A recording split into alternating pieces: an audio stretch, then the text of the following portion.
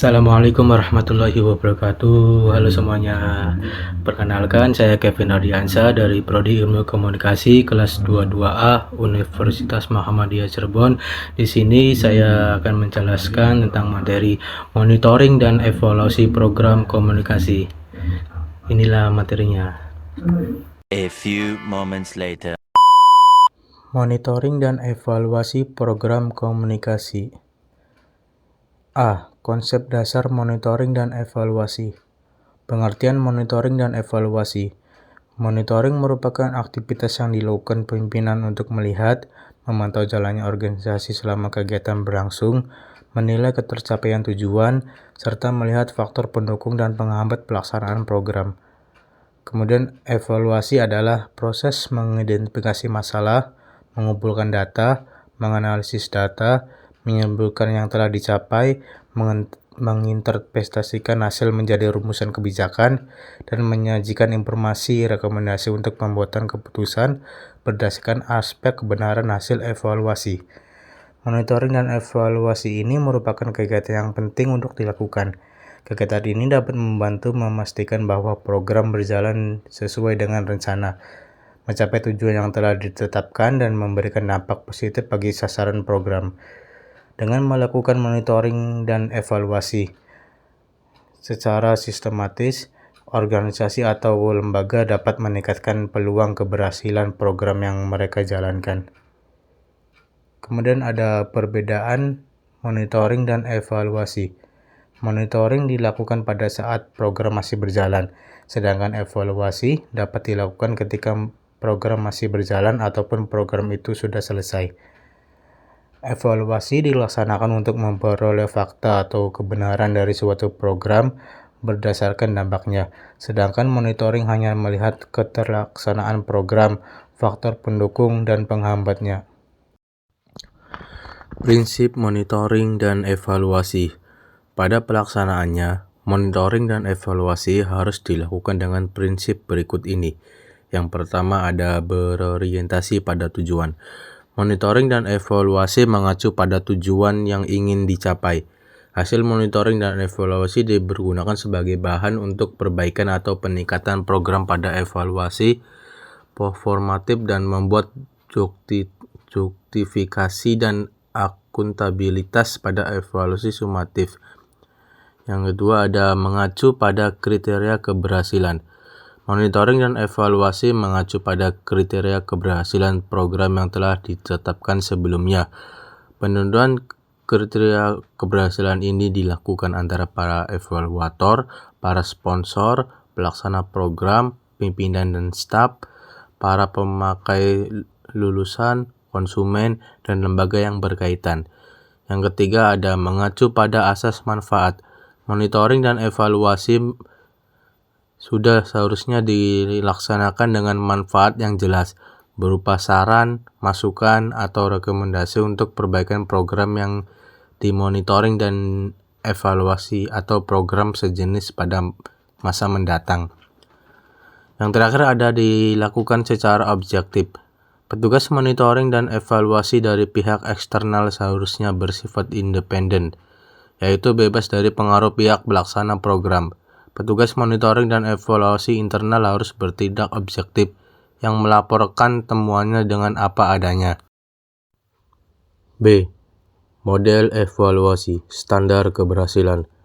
Evaluasi mengukur keberhasilan atau kegagalan proses-proses strategis dengan pengukuran standar demi pencapaian misi sebagai masukan bagi pembuatan keputusan berikutnya dari hasil program yang telah dibuat.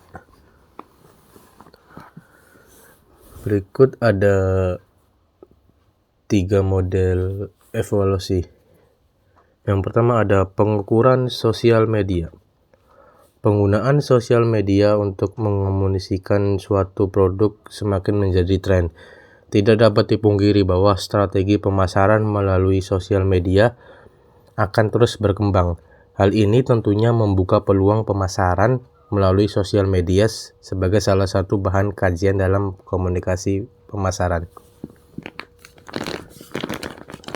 Yang kedua ada prepare, implementation, dan impact. Model PII dikembangkan oleh Cutlip et al. Model PII merupakan riset yang menggali pelaksanaan program public relation dari tahap preparation, persiapan, implementation, pelaksanaan, dan impact, dampak. Hal ini memberikan pedoman untuk mengevaluasi persiapan dan proses perencanaan dalam organisasi, pelaksanaan taktis, dan dampak atau hasil dari setiap usaha yang dilakukan. Yang terakhir ada kriteria evaluasi. Tujuan kriteria evaluasi adalah untuk memberikan arahan, perencanaan, dan mengidentifikasi hasil yang menentukan keberhasilan atas tujuan yang telah ditetapkan.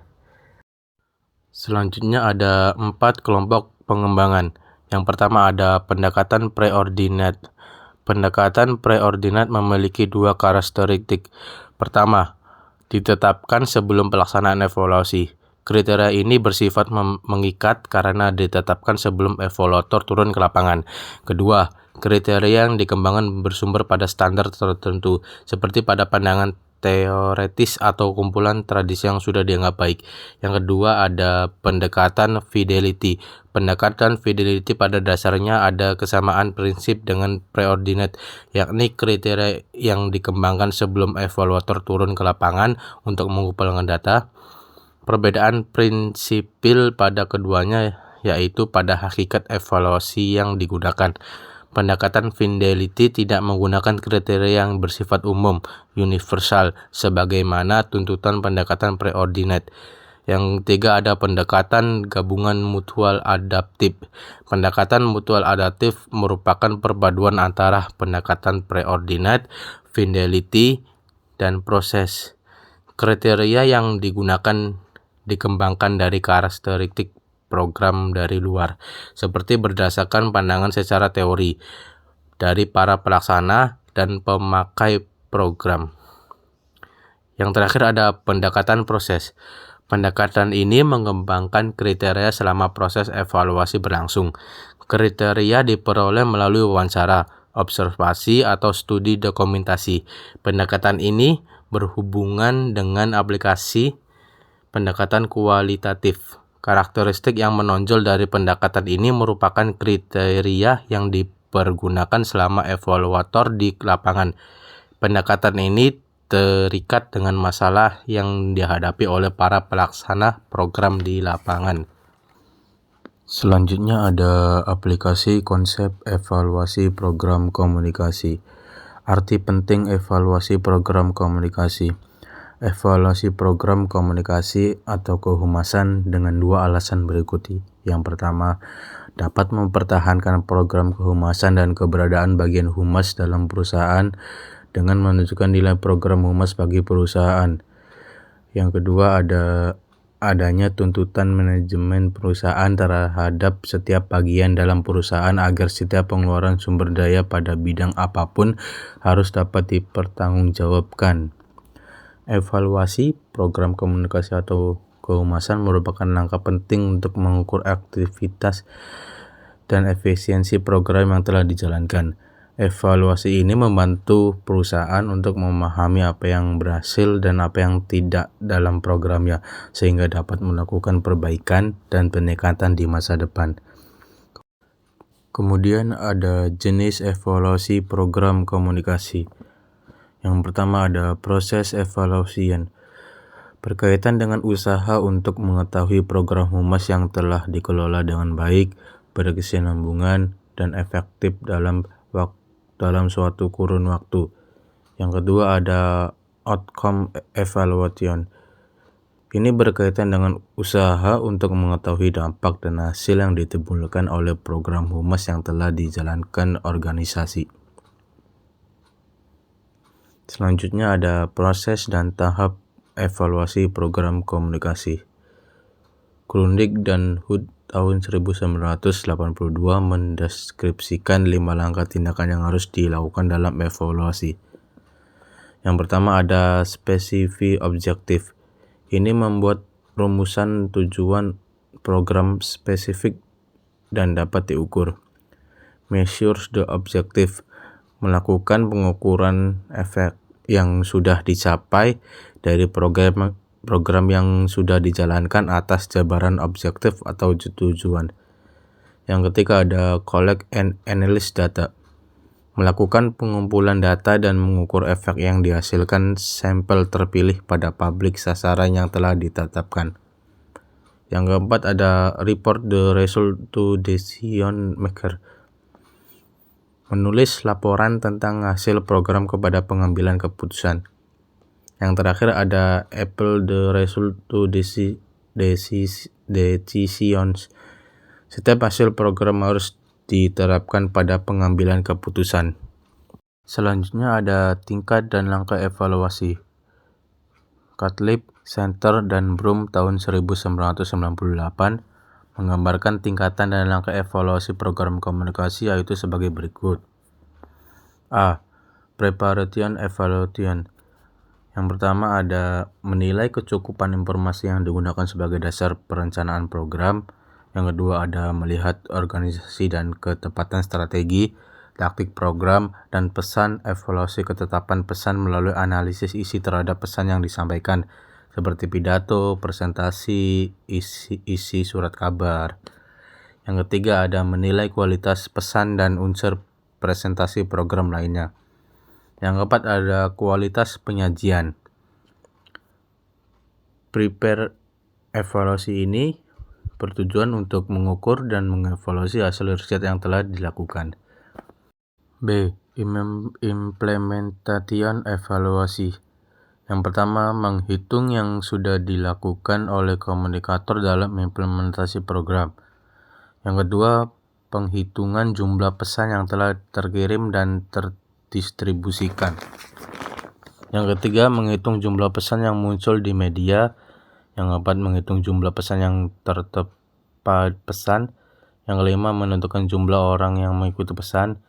Yang keenam, metode yang digunakan. Implementation ini untuk melacak keberhasilan dari taktik. C. Index evaluation. Yang pertama, bertujuan mengetahui outcome yang dinyatakan dalam tujuan program untuk tiap-tiap publik sasaran. Yang kedua, mengetahui hal-hal yang dipelajari oleh publik dari program yang sudah dijalankan perusahaan. Yang ketiga, menghitung jumlah orang yang berubah pendapatnya serta menjaga sikapnya sebagai yang diharapkan organisasi. Yang keempat, menilai program telah tercapai. Impact ini untuk mengukur dan mengetahui usaha yang telah dijalankan dari program tersebut dan untuk mengetahui hasil yang diinginkan telah terwujud ataupun tidak.